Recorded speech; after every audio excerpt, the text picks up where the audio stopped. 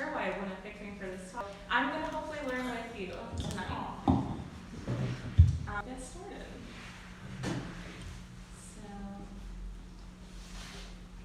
Alright, so this is me giving you permission to pull out your phones if you have them, and I want you to scan that QR code. No, we don't. Guys, look how exciting that is. I know, started right off the bat.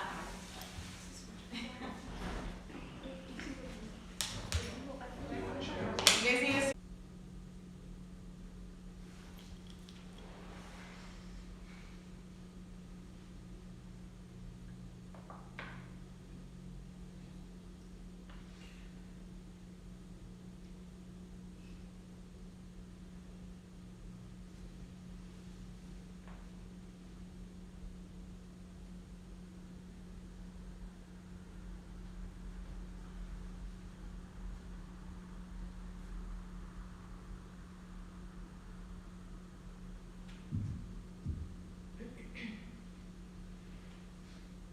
And this quiz comes from the same author that wrote the book that of when I was talking about called Boundaries, and I have a picture of what the book looks and it looks like in the author at the end of this PowerPoint.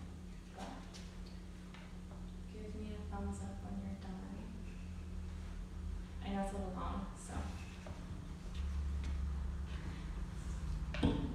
What is the book called? Boundaries. Yeah. There's a couple different series, but there's one called Boundaries, which is the one that's pretty generic for everyone. It kind of touches base on just a general way of how to set boundaries up with family, friends, in relationships. And then there's ones that are boundaries within marriage or boundaries within, specific areas. And those ones go more in depth of how to place certain boundaries in those settings. There's two authors. The first name I know. Like, is the audio broken? No. Alright, well, I'm a few seconds short of 7:52, but Keep answering while she talks. we can. No, it's not. Yeah, if you're not done yet, I'm gonna go over them briefly, so, finish it as you need. But, so, first time I took it, I scored a 7. Means you most likely have a problem with setting boundaries, and you probably lack them in most situations. And that's something you can see in personalities where you want to be a people pleaser and you just want to make the other person happy, and even if that means making yourself uncomfortable and doing things that you cross your boundaries, your personal limits, and that's what you do just because you don't want to upset someone else. If you score between 8 to 14, you're a little bit better than those people. You're inconsistent, so you are able to set boundaries and maintain them with certain people and stand firm with certain people, but with other people you give into them. So that you're on the right track, but you are very comfortable setting boundaries, and you're able to assess situations, set up boundaries, and maintain them and hold people accountable. If they do cross a boundary, you hold them accountable to a consequence. So I personally like this quiz because it just kind of gave me a baseline of where I'm at, and it kind of I think it's important, as we'll discuss a little bit later, to evaluate yourself as you grow on or develop more boundaries, and to just check in and make sure that you're continuing to make the right boundaries with the right people. So, what are boundaries? Does one person want to tell me what they think a boundary is? Yeah? It's a limit that shouldn't be crossed. Yeah, good job. So essentially, that's what the definition is for all three of these categories. There's physical boundaries, spiritual boundaries, and emotional boundaries. And so, if we think about it, that definition makes most sense with physical. It's a line or a limit, or an area of space that can't be crossed. Or if you just think about it, if we're looking in this room, there's so many physical boundaries. There's doors, walls, in our everyday life, and if something interferes with those physical boundaries,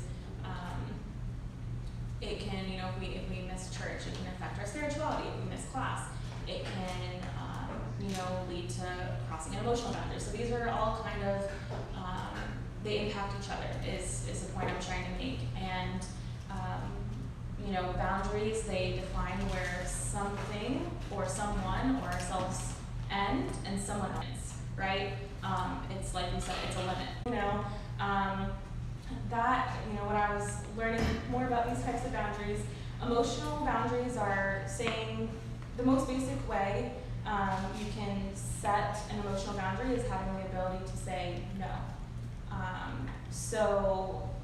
We'll discuss this a little bit later, but God says, or Jesus says in the Bible, let your yes be yes and your no be no.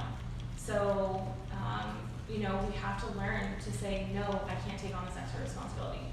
Or, no, I can't do this because if I take on this extra responsibility, it's going to impact my spiritual, schedule that I have or my physical schedule that I have. And that can lower our emotions and, make a gap or open the threshold for, if we're consistent with our spiritual life and we start to let things impact that can affect our emotions. That can make us more angry. That can make us more frustrated, more sad, or it can make us feel unbalanced. And when we're unbalanced, we might not act how we normally would when our emotions are balanced. So these are, as I said it, and I think it makes a little bit more sense now that we've discussed it, that all of these boundaries kind of impact each other. So that's why it's really important that we're aware of what our physical, spiritual, and emotional boundaries are, so that we can kind of check in with ourselves and make sure if we notice one area is lacking, how we can improve on that and see if it affects any of the other areas. So what do boundaries consist of, or how do we kind of get to making that general statement of what are general, emotional, and spiritual boundaries? So first, boundaries have to consist of feelings, right? We have a right to feel what we feel. If someone says something to us and it's not beneficial, it's not edifying, and it's said so that it's meant to hurt you, we have a right to feel upset. When you feel anger, you normally feel anger because you feel violated, right? You feel someone did something or said something that shouldn't have been said, it crossed a line with you, right? So feelings are definitely connected to our boundaries, and then behaviors. So if you study, what do you expect to happen? Like for an exam, what kind of grade do you expect if you study? An A, a good grade, right? Or for us that work, go to work, and we don't call out sick, or we go to work, we do our job. Every 2 weeks, what do we expect? To get paid, yeah, boundaries are, behaviors definitely affect our boundaries. We basically, what we put in is what we're going to get out. And accountability to others when it comes to behaviors. You can't expect someone to act or behave the same way as you would, but what you can expect is the reaction. That can be similar, if I say something rude or out of line to someone else, you can expect them to be upset, but that doesn't mean that someone else isn't going to say something upsetting to you. It just depends on how you react to them. And as always with behaviors, if we don't behave correctly, there are consequences. There are natural consequences for our actions. And so if we think about it when we're young children, which I wasn't too long ago, if we do something wrong when we're young, our parents don't take us out of church when we're crying. They don't discipline us when we're running up and down the aisles at church, or when we're not picking up after ourselves at church, right? And then that teaches us as we grow older to not keep up our church and see it as a sacred place and want to make it the most beautiful home for all of us to come to, right? So this really implementing boundaries is something that really needs to be started from a young age, as far as behaviors go. And so choices are definitely another component of boundaries. So how many of us have said the phrase, I had no other choice, or you gave me no other choice in a certain situation, right? Pretty common. Pretty sure I said it last week, or recently. And that comes about from, normally you're given two options that are not great, and you feel like, I had no other choice. I had to choose from two bad options. That's right. You had no other choice.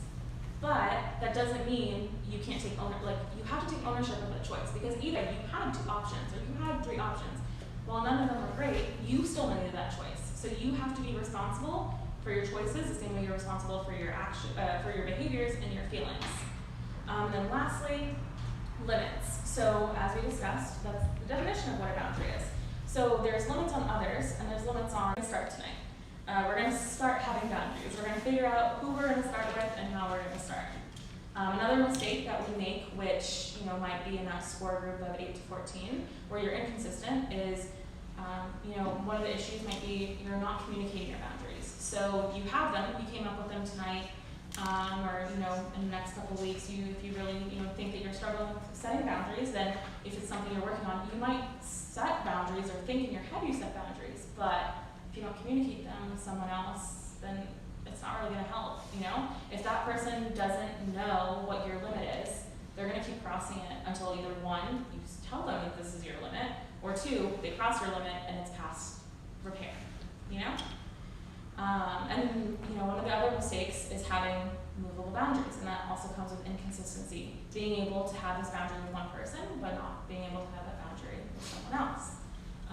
Or just, if you notice, if you're an emotional person, in a relationship, I am able to have these boundaries with a friendship, but I can't have these boundaries in a relationship.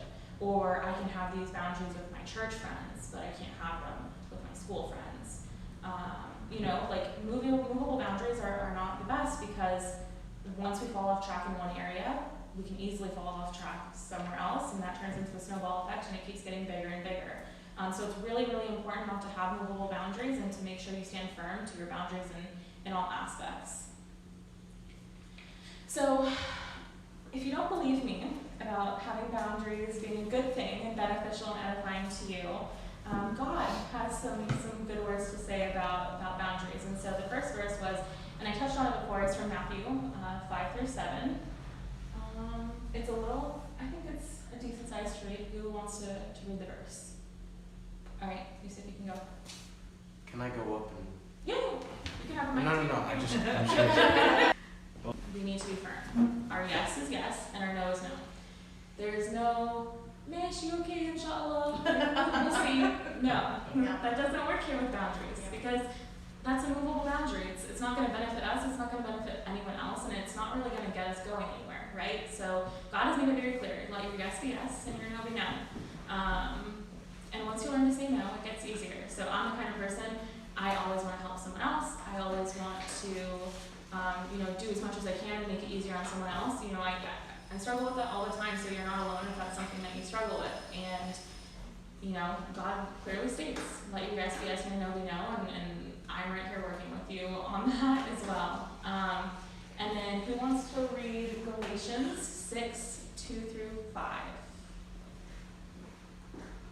If there's no takers, I'm going to make Amy do it.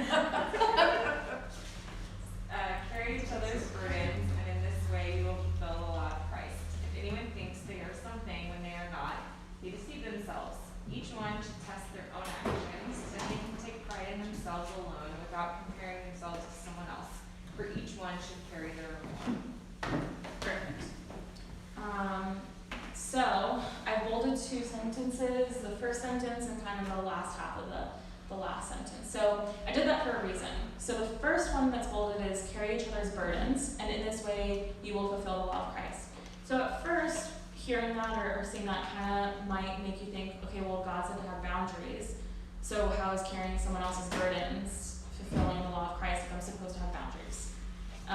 And so what God really means here is there are going to be times in life where someone else in your life or in your workplace or at church, they're going to have something really big going on that they can't carry themselves. So that's what God is talking about. We need to carry each other's burdens when someone has a cross too big to carry. And that's fulfilling the law of Christ. We're helping them. We're doing the Christ-like thing. Because, and God might call us to that person because we have the resources to, or we have the knowledge to, or it's one of our strengths, to help that person in that specific situation. We might be, if someone's really, really like they're about to fail, a certain subject, and you know that you have A+, you don't even have to study more than an hour, and that person opens up to you, that might be God's calling to you to help that person, and that's a service. That's not crossing a boundary in any way. That's fulfilling your calling. and fulfilling the law of Christ. But then the last sentence says they can take pride in themselves alone without comparing themselves to someone else, for each one should carry their own load. So, when we're reading that, God just said carry each other's burdens, but now God is saying for each one should carry their own load. Well, both of those things can be true, and they are true. God is calling us in the first part of this verse, or these verses, He's calling us to help others when there's something too big to carry, right? But that's situational. That's a on occasion type of thing. But every day we each have our own load. And that's what God is talking about in this last sentence, that each one should carry their own load. So we need to be responsible and take responsibility for our own loads and our own burdens and our own issues day to day. And not put something that goes wrong on a day-to-day basis on someone else. So God is calling us to know our boundary, essentially, of this is what I can handle, but God wants us to realize where we end as far as what we can handle, and where we need to realize we might need the help of an MOR, or we need the help of a Sunday school teacher, or we need to get our boss involved. Or if it's a situation with our siblings, maybe we need to get our parents involved, right? When we're making friends, we're assessing what their beliefs and standards are, and making sure that they align with ours so that they're not detrimental to our journey with Christ, right?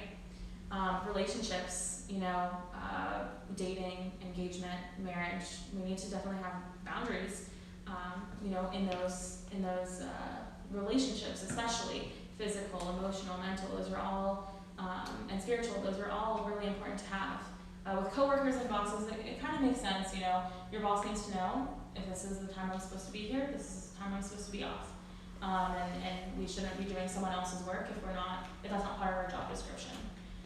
We should have boundaries with church in the sense that just because we see everyone else as a Sunday school servant, or someone is giving a talk on a Friday night, doesn't mean that's my friend. She's not, the best influence on me, and if she continues to do this, then maybe I need to cut that friend off. So we need to decide on our consequences ahead of time, because, it's very hard to cut someone off that's really important to us, right? Like, it's not going to be, setting a boundary and implementing it's not going to be an easy thing to do.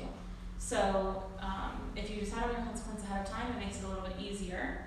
Not all easy, but it makes it easier to implement them. And then get comfortable standing firm with your boundaries, and then reassess occasionally.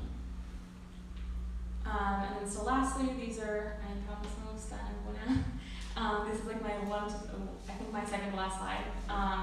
But of course, you can expect with setting up boundaries, with setting up a wall, with telling someone no, you're going to get some resistance of, why are you doing this? Why are you disobeying me? Why don't you love me? Why don't you want to have fun? Why don't you want to do these things? Of course, people are going to you. Why don't you want to do this anymore? People are going to question you, and these are all normal, and that's again why we need to reassess our boundaries occasionally. We need to we need to implement our boundaries, and then decide on consequences and stand firm to those consequences when people pass boundaries. And so lastly, this is the last quote. Prayer is our best friend in all of this. If you pray, God will really reveal to you what wants cheerfulness, a source of constant happiness, and a protection against sadness. And so in some way, shape, or form, all of those 4 bullet points can somehow relate to a boundary being made or a boundary being crossed. So keep in mind prayer is your number one tool to make boundaries and keep boundaries. It's Dr. Henry Cloud and Dr. John Townsend. So this is the book that Abuna had me read, and I find it, especially if you have trouble with setting boundaries, this is a really good book. It is so much better than anything I could have presented to you tonight. And other than that, I am done